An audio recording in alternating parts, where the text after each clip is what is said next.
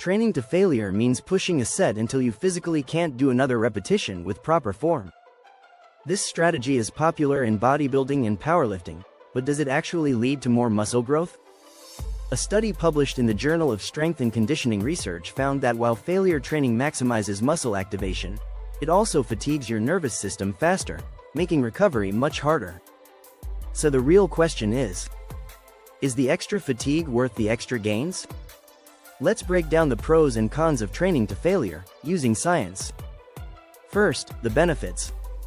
1. It maximizes muscle fiber recruitment, which is essential for hypertrophy. 2. It builds mental toughness and helps you push past limits. 3. It works well for isolation exercises, like bicep curls and leg extensions. But, let's talk about the downsides. The drawbacks of training to failure. 1. It leads to faster fatigue and longer recovery times. 2. It increases your injury risk, especially with heavy compound lifts like squats and deadlifts. 3. Research shows it might not even be necessary for muscle growth. In fact, a 2022 study found that stopping 1 to 2 reps short of failure produced the same muscle growth as training to failure, but with less fatigue. So what's the smarter approach? Let's talk strategy.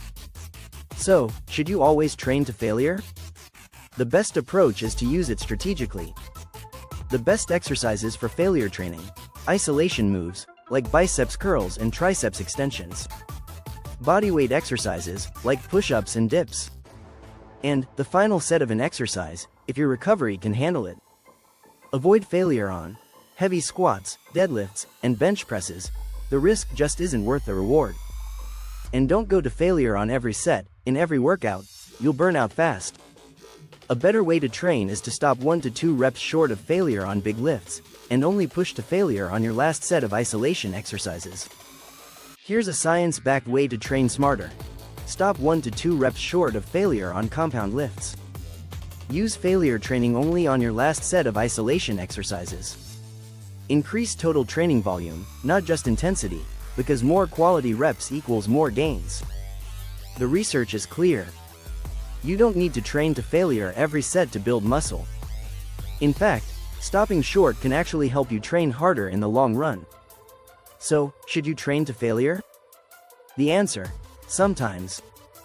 Use it as a tool, not a rule. Train smart, not just hard. If you want more science-backed fitness tips, hit that like and subscribe button.